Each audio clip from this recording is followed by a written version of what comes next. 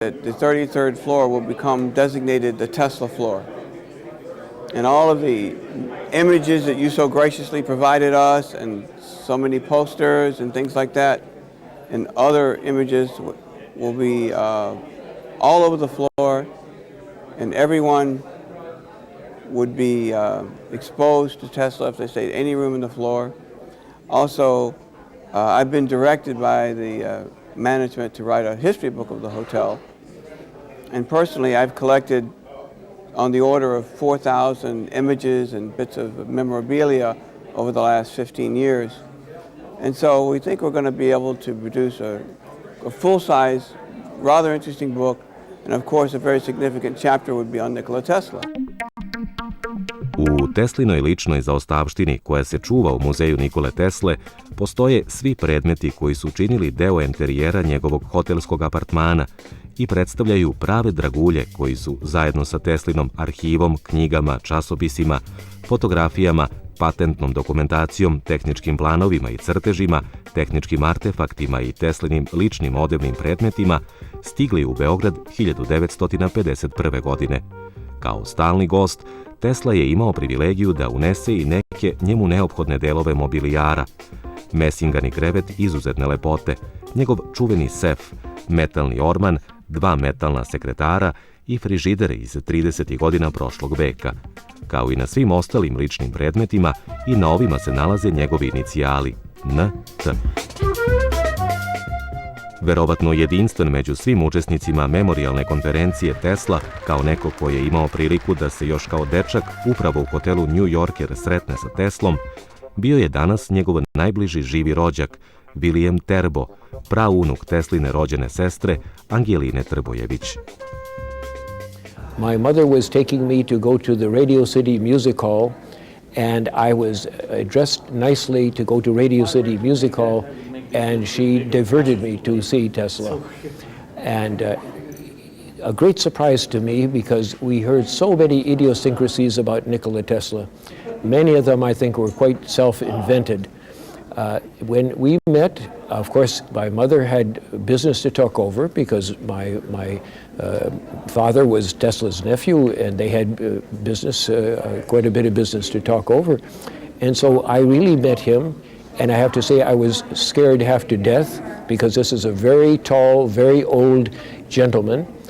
And different from my ways of meeting American people, shaking hands, nice short shake, he then, of course, kissed me on the cheek 3 times, like he should.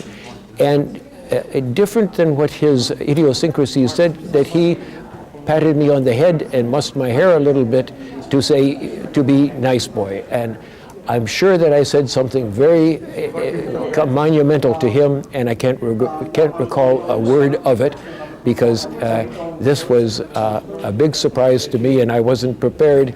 And I wish now that I had said, please, Uncle Nikola, give me your signature on here, saying that I was here. But it didn't happen that way. So this was a very pleasant time for me to be this particular day at this Tesla conference in the New York hotel, exactly where Tesla lived for so many years. Veliki broj pisaca, umetnika, slikara, vajara, filmskih, televizijskih i dramskih stvaralaca i danas, 7 decenija posle Tesline smrti, pronalazi snažnu inspiraciju u njegovom neobičnom životnom putu i celokupnom stvaralaštvu. Memorijalna konferencija u Njujorku bila je izvanredna prilika ne samo za okupljanje uglednih eksperata i poznavalaca Teslinog dela i entuzijasta koji tragaju za manje poznatim i istraženim fenomenima Teslinih eksperimenata, već i filmskih autora koji našeg velikog naučnika, inženjera i pronalazača vide kao svojevrsnu ikonu pop kulture i junaka velikih filmskih projekata.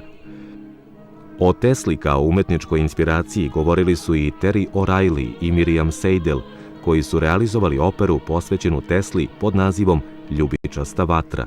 Ovo originalno delo svoju premijeru doživelo je u Beogradu 10. jula 2006. godine, povodom obeležavanja 150. godišnjice Teslinog rođenja, a potom i svetsku premijeru u Njujorku. Last but not least, Tesla loved opera. He was an avid opera goer himself. So for the libretto, I just, I've been calling it sort of dreamlike, but one thing that it does connect to, I think, is the fact that Tesla didn't sleep much, which many of you who've read his biography would know, probably only a few hours a night. And what he said to someone was that the rest of the time he was just lying in bed, letting thoughts and images wash over him. And I realized that it was like that state between sleep and waking, the hypnagogic state, where you can, many, many things come to you. It's very loose, it's very fluid, and new connections can come, some of them absurd, and some of them may be a new invention. And so I guess I wanted that sense of fluidity.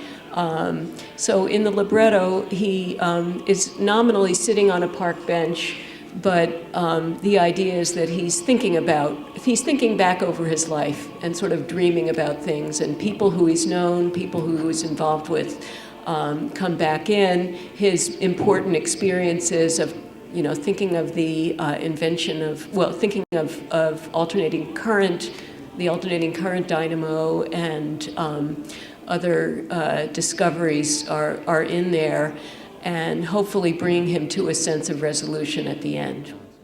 Posebnu pažnju privukao je Mark Seifer, profesor psihologije i grafolog, veliki poznavalac Teslinog života i dela i autor Čarobnjaka, jedne od najpoznatijih biografija velikog naučnika i pronalazača. Predstavio je osnovnu ideju filma o Tesli, koji je, prema Seiferovoj tvrdnji, na pragu realizacije. I wanted to tell Tesla's story within his times. That's to me what's so exciting about him, and that his life from 1856 to 1943, we see the transformation from an agrarian-based society to the modern new age, high-tech age, and it's Tesla's world. He's the inventor of cell phone technology, and he's telling Morgan at the turn of the century, I have the ability to create an unlimited number of wireless channels. Hammond called it his prophetic genius patent. And what he did was he figured out how to multiply frequencies. Marconi at the time could only send dots and dashes. He didn't know how to create separate channels. So Tesla was in another dimension. He was 5 dimensions beyond Marconi, and Marconi was stealing his patents. And that's one of the reasons why Tesla enlarged the tower and got into the conflict with Morgan. So I see it as a cinematic, I saw the story in a cinematic way, because it wasn't just Tesla with all the lightning, which is amazing in itself, but it's within his times. He was a hip star of the Gilded Age, and then tragic things happen and he loses out. But I think there's so much success in it because we're living in Tesla's world. I think that Tesla's invention of the hydroelectric power system, which is non-polluting and runs on renewable energy, is the model for how we are to follow the future of our planet. We should not pollute the earth. We should not sap the earth of its basic nutrients of oil and coal. Run on what Tesla called the wheelwork of nature. So Tesla is so relevant today. So the story in the screenplay will be rooted in his life. But anybody who really sees the film will understand that it's also a story about how we are to lead our future. So I think that he's so important in so many ways, and I'm looking forward for this project to come through. Još jedno moguće viđenje Tesle ponudio je i Joseph Sikorski, nagrađivani filmski reditelj koji je predstavio trailer svog dugo pripremanog projekta Fragmenti sa Olimpa, vizije Nikole Tesle.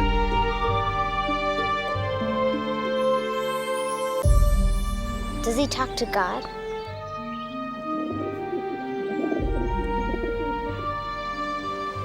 One of them. Zeus. And we are creating a film called Fragments from Olympus, the vision of Nikola Tesla. And that's why we're here at Tesla Conference today. We're also making a documentary called Tower to the People. Tesla's vision at Wardenclyffe continues. And we're doing this to help raise awareness for Wardenclyffe because the restoration effort is going to be very, very important. So we are going to cover the past history of what Tesla was trying to achieve at Wardenclyffe with free wireless energy. We're going to talk about the historic effort to save Tesla's lab, And we're also going to talk about the future of how Wardenclyffe might be developed to inspire and continue Tesla's legacy.